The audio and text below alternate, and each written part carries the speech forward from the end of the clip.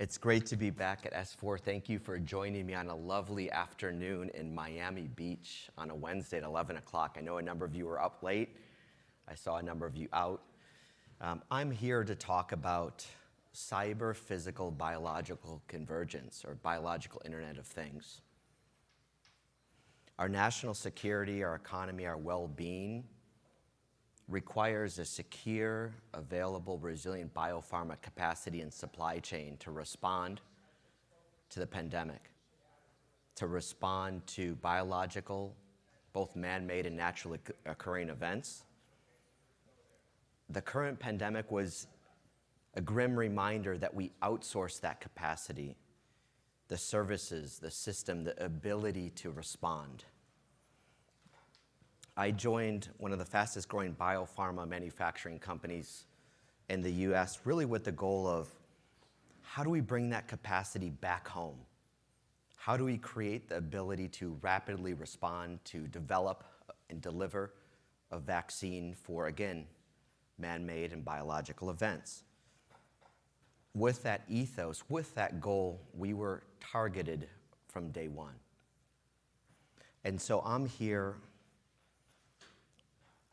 to deliver a call to action to this community that we need to put in place the people, process, and technology controls to respond to this brave new world. What does this brave new world look like? What's biological Internet of Things? It's everything we know about IT and OT, the convergence of cyber and physical, all of those challenges. And then we're introducing a new biological system. And there's kind of two waves of biological Internet of Things. One way to think about it is the current wave is we're combining cyber, physical, biological to manipulate, to open up new exciting opportunities to extend life, to cure diseases, to respond to pandemics and events. So we have humans in the loop. The next wave is really about humans are part of the loop, where we are introducing neural links, genetic engineering that enable us to advance, that enable us new capabilities, enable us new advantage over competitors. And for both of those, we're ill-prepared to respond. When we look at biological Internet of Things, or BIoT for this presentation, we can call it, everything we know about OT and IT convergence, cyber-physical convergence, so lack of encryption, lack of authentication, communicating in vulnerable protocols, lack of regulatory guidelines and controls, all of those challenges are there. But again, there are new opportunities. And so this presentation is really about the good, bad, and ugly, and a call to action to this community. In the movies, when we are threatened, when humanity's threatened, when our existence is threatened, we put aside our political and ideological differences. We allies and adversaries come together and we respond to alien invasions, an asteroid falling, UFOs or balloons. We respond to contagion and pandemic. We come together, and I think the story of the COVID response, in part, is something that we need to celebrate, is that adversaries and allies did come together and we produced a vaccine in record time. My grandfather lost his leg to polio, and if you look at throughout history, how long it took us to develop a vaccine, if you look at how long it took us to develop and deliver the infrastructure, the 3 years, the amount of time that it took us really was a miracle. It was something that we need to celebrate. It was the good here of scientific innovation, of coming together.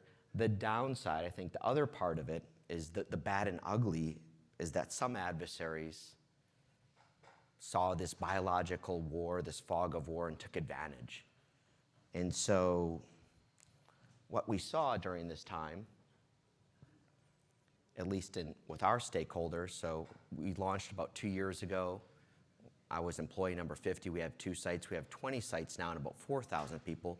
Our goal is to bring critical biopharma manufacturing back home, to create a stable supply chain, to create resilience around biological IoT.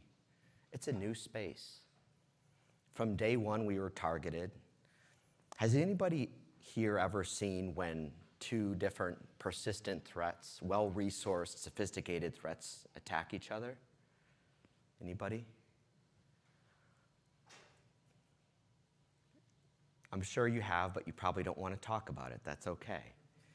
So I think I was like 3 or 4 months into my job where some run-of-the-mill ransomware group was doing everything that we see, lateraling around, credential harvesting, basically setting up for a ransomware attack to shut down, to deny our critical manufacturing as part of the COVID-19 response.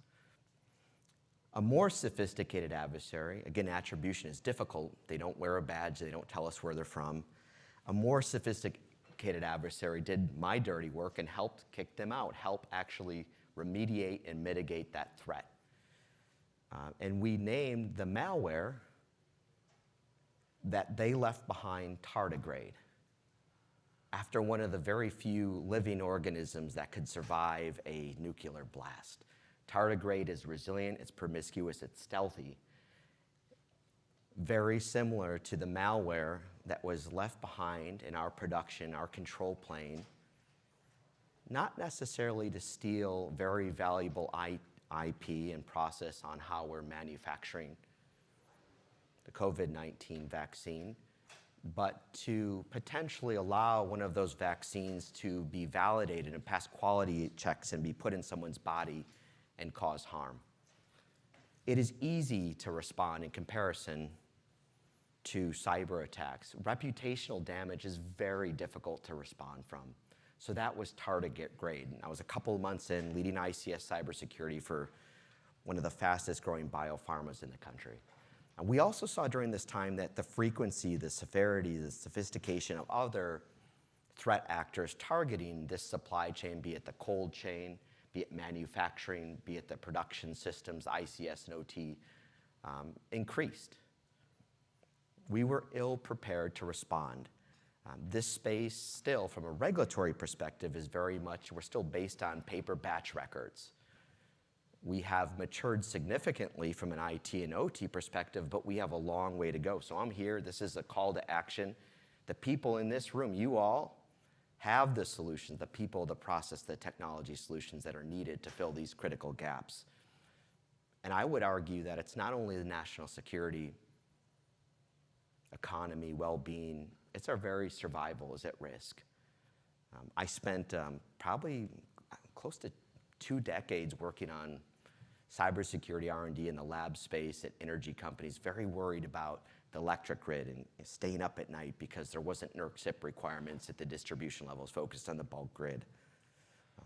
These are the same systems from the same vendors that, again, weave together cyber-physical IT and OT with biological systems, complex systems of systems that we don't fully understand. Part of our response has been we've digitized and networked and automated these systems. And from a cyber perspective, you're probably thinking, why the hell would you do that? Why would you ever connect a system that manipulates cells, a bioreactor, fermenter, chromatography, water filtration, air filtration? Why would you ever connect that to the internet? Well, part of it is this digital transformation of this space. This was also part of the opportunity, as part of the reason why we were able to develop and deliver a vaccine in record time. And so the opportunity far outweighs the potential cost, and only if, I preface that with, only if this community starts putting in place those people, process, and technology solutions to create resilience in the space. It's currently not there.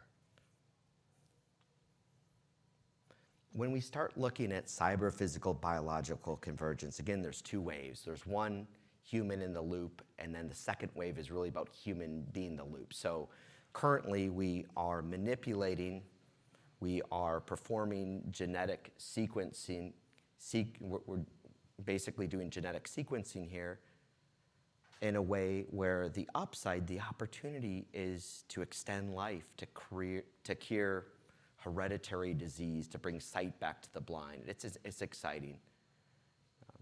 I'm not a proponent to set up blockers or barriers for that. The challenge is there's very few guardrails. And as we go through that life cycle, if we look at the protocols, so Health and Human Services has 50 different protocols for DNA sequences that should not be processed.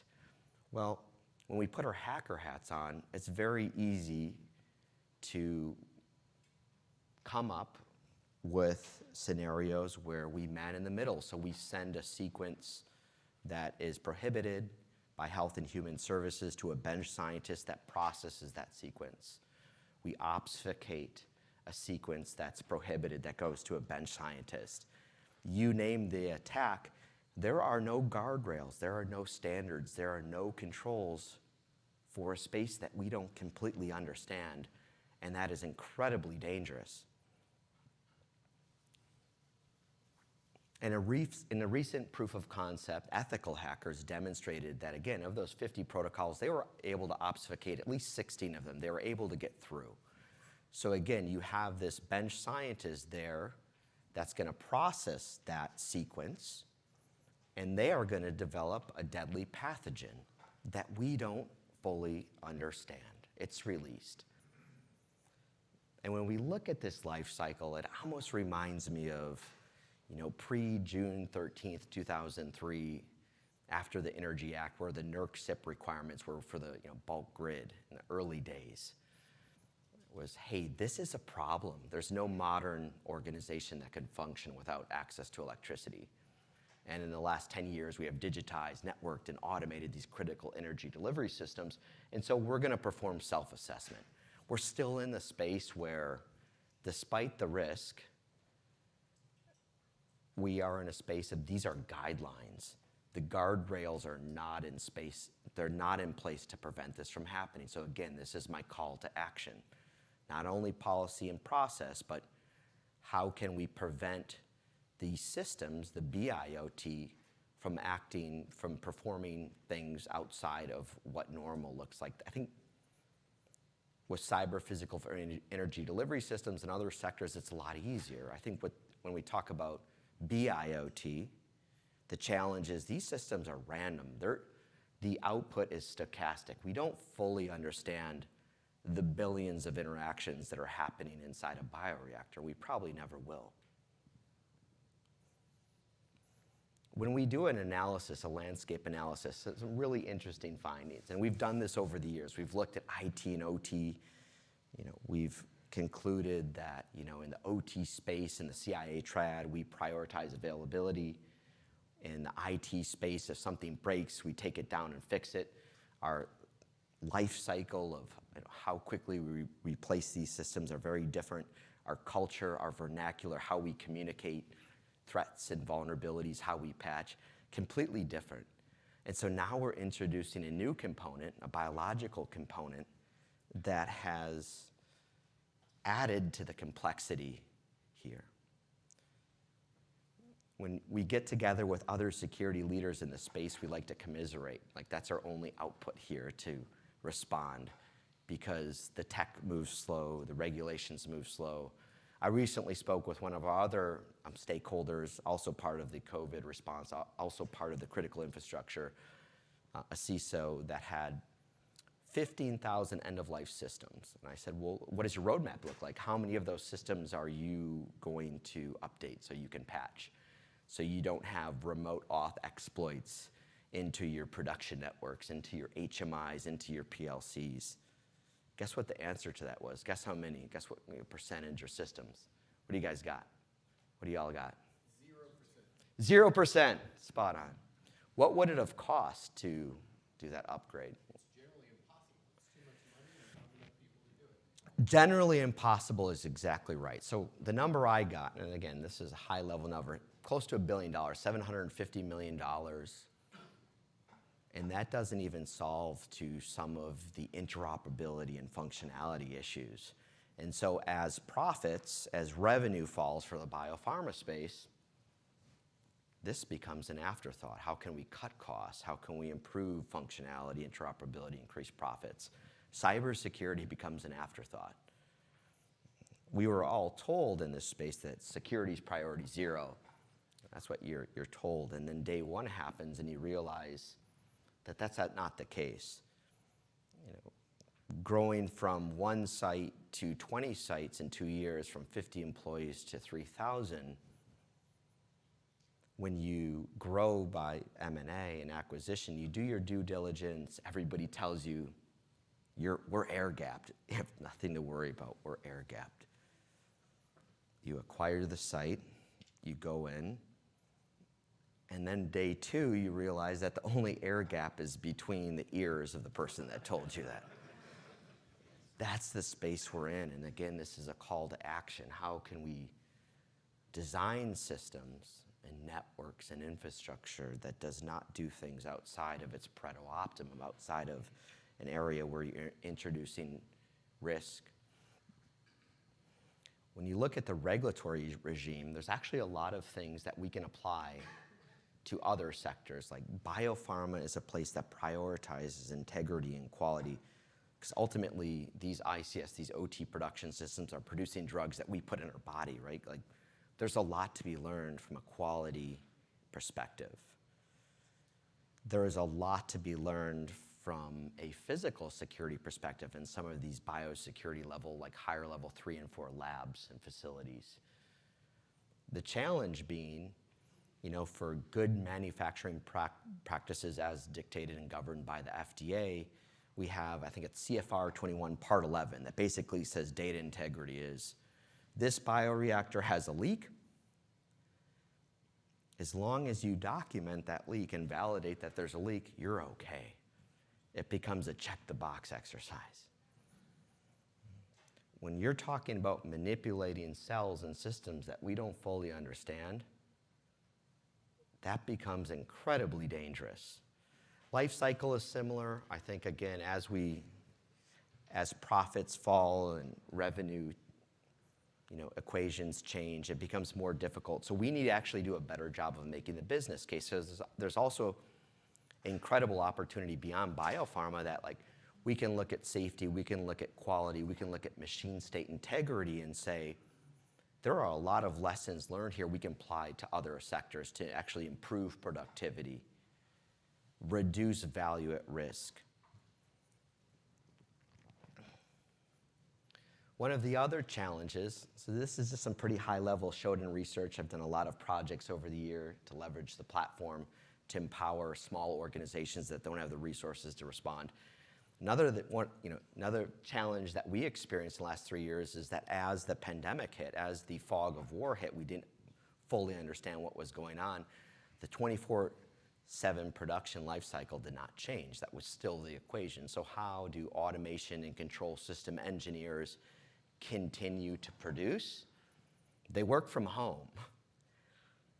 And so now we're realizing our revenue requirements, but we're significantly expanding the attack surface. And so basically what this suggests is that those critical systems that lack basic encryption and authentication, that can communicate in vulnerable protocols, that have default usernames and passwords, open ports and services, all the bad and ugly that we know about with ICS, those are now being accessed remotely.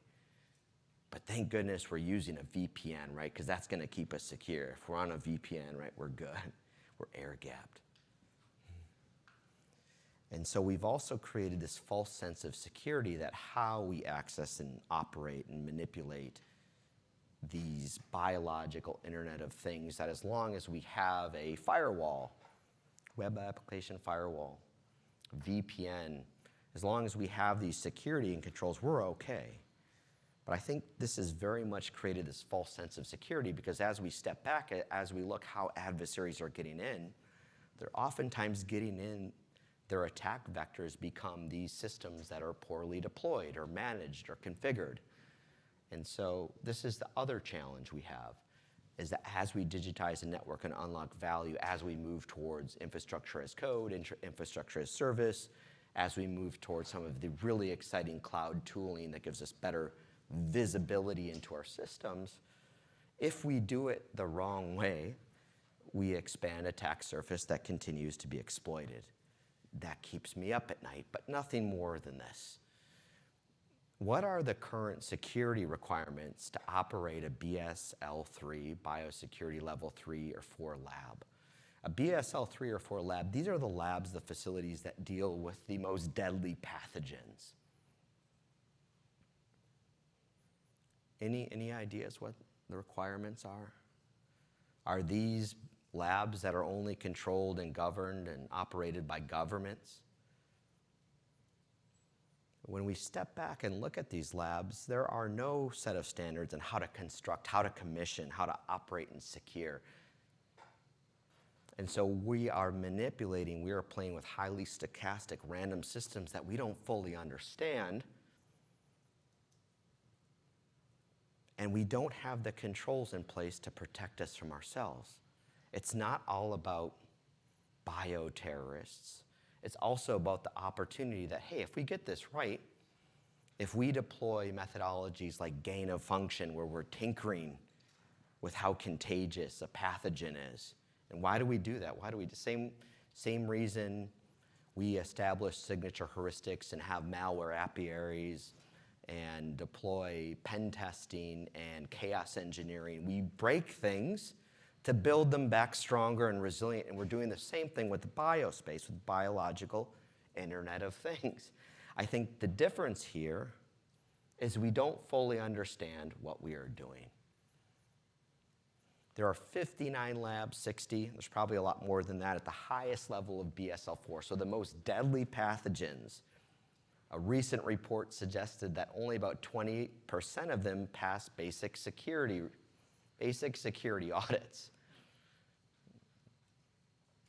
Were those security audits you all that, can get on Kali Linux, that can exploit ladder logic and configuration changes, do stealthy attacks, exploit 0 days, with all of these systems, as we know, once you get privileged access to the human-machine interface, the beachhead, which in this space have default passwords, shared credentials. Once you gain access, you can turn off alarms. You don't need malware. You don't need a 0 day.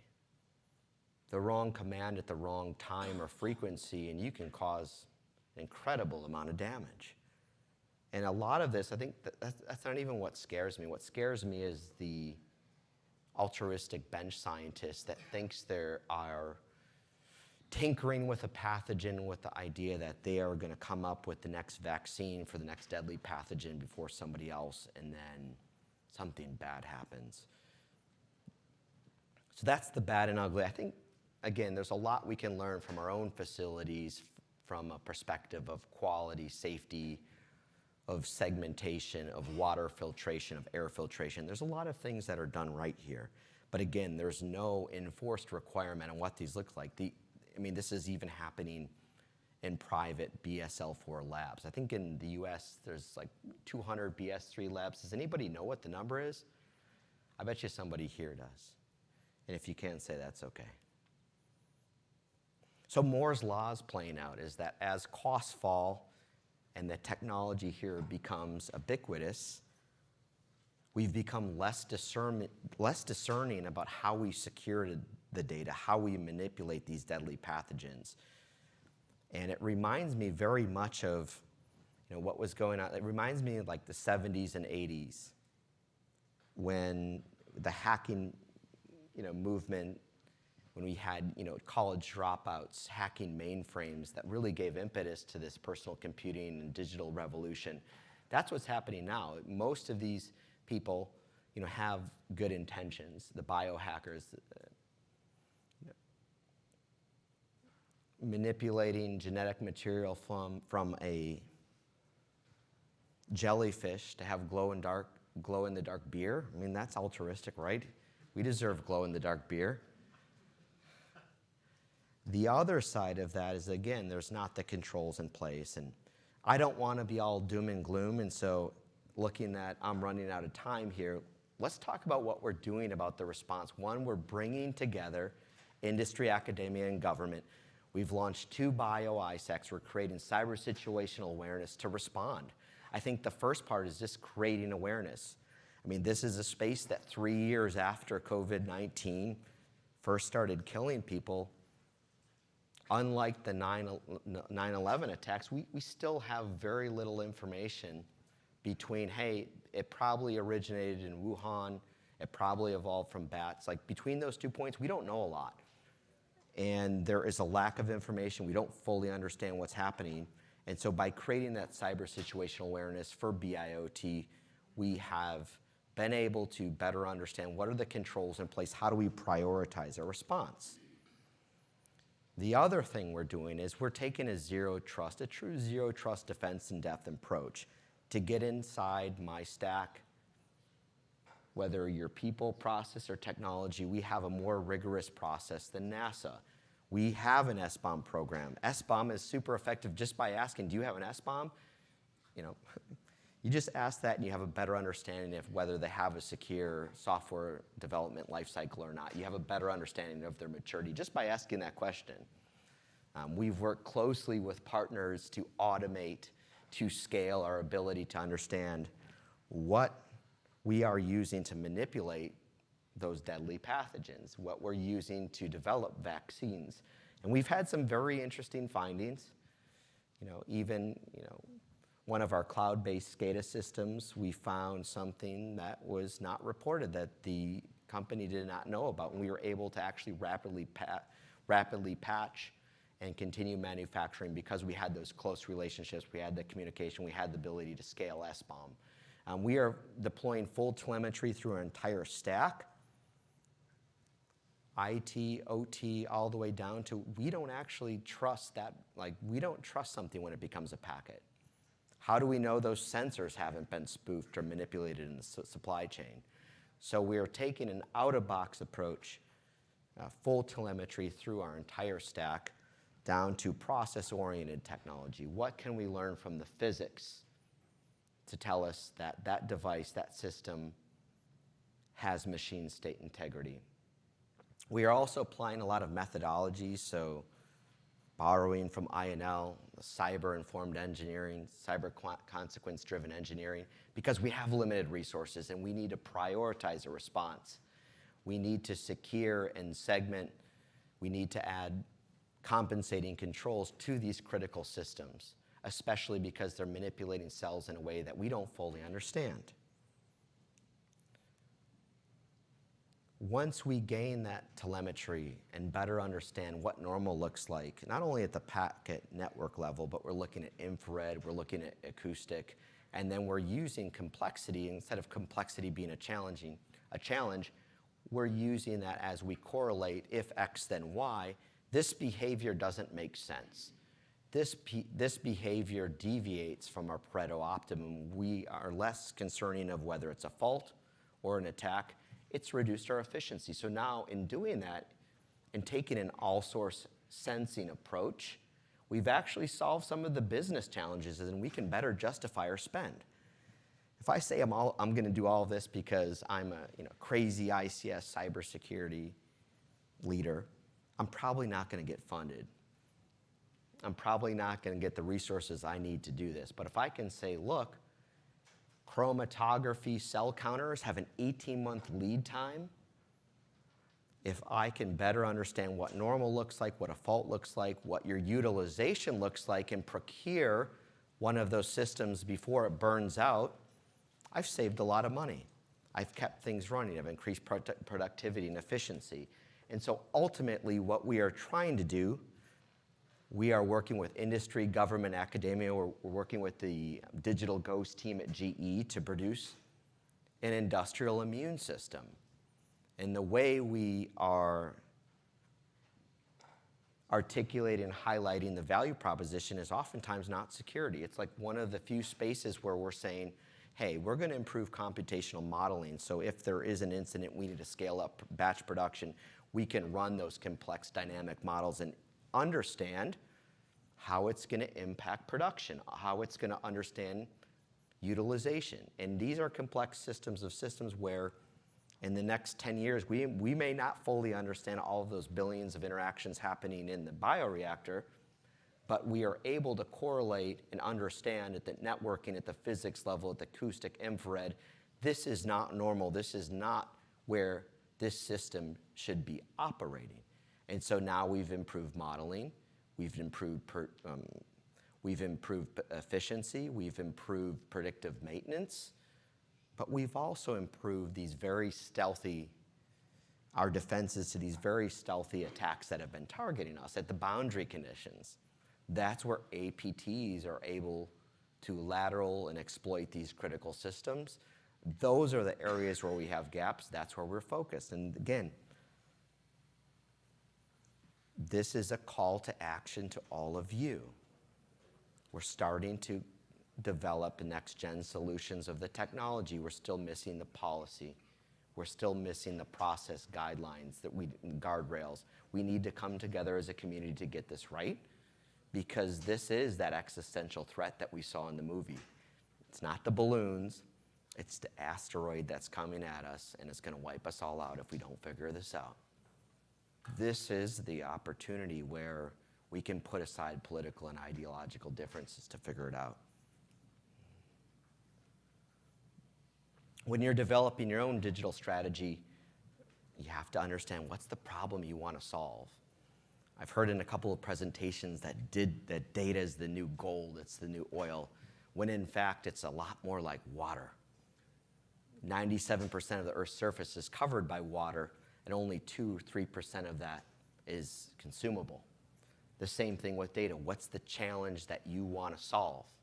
What does normal look like? What does a fault look like? How can we design systems that not only advance and improve productivity, but do not go outside of an area that jeopardizes their machine state integrity? So when you think of your digital twin strategy, which is essentially how do you create a high fidelity virtual representation of your things, of your network, of your critical systems, make sure you know what problem you want to solve. And then finally, again, we're deploying a lot of machine learning to better understand inference and correlation, if X then Y. But if we don't understand how it's arriving at its conclusion, if we are assuming that it's arriving at the answer that we need, we have to be very careful. And that's only for the first wave of biological Internet of Things. The second wave, when all of your competitors have a neural link, ChatGPT 7.0 enabled, we have to make sure we understand how those learners, how those algorithms are arriving at their conclusions. Have they been poisoned? Have they been biased? What are the guardrails right now to stop us? Very soon, even if we're completely diametrically opposed to some type of neural link, if all of our competitors, if our adversaries have a neural link that's ChatGPT enabled, we'll have to make that decision. We've already had to make the decision when, consider autopilot. For most planes fly themselves. Well, when you have a suicidal pilot that turns off the autopilot and nosedives and kills, what happened with the German pilot 2-3 years ago, a couple hundred people on a commercial flight, soon we are going to be in a space where autonomous human-machine teams and systems, the whole lens and philosophy behind that is it's not only how do we trust the machines, how do they trust us? Third wave AI, contextual AI, it's upon us, sentient AI, singularity. We are going to have to address these things very soon. This is the second wave of biological Internet of Things that we are not prepared to answer. And I'll conclude with, we're also stepping back and looking at a lot of these systems, a lot of the solutions, a lot of the wearables, a lot of the apps, and saying, look, we're tired of being the product. We've collected and aggregated and sold these data sets, and we've become the product. How do we gain insight from these prodigious data sets without sacrificing our identity? And so we need to move towards more of a privacy-preserving space, especially as we collect, aggregate, and share our own source code. I'll conclude with, I shared my own source code. I shared my DNA, my genomic data to better understand. I wanted to understand where my ancestry was from. And I got the results, and it reaffirmed that I was 100% pirate, and all my relatives were pirates. But more seriously, how many of you would share source code for a kinetic weapons platform or other sensitive infrastructure? That's what we're doing. We don't have the guardrails. We don't have the policies, process, and technology to respond. This is a call to action. And it's not just our national security. It's not just our economy. It's not just our well-being. It's our survival. And you all have the answers, and we need to start moving that direction fast because we're not there. Thank you so much.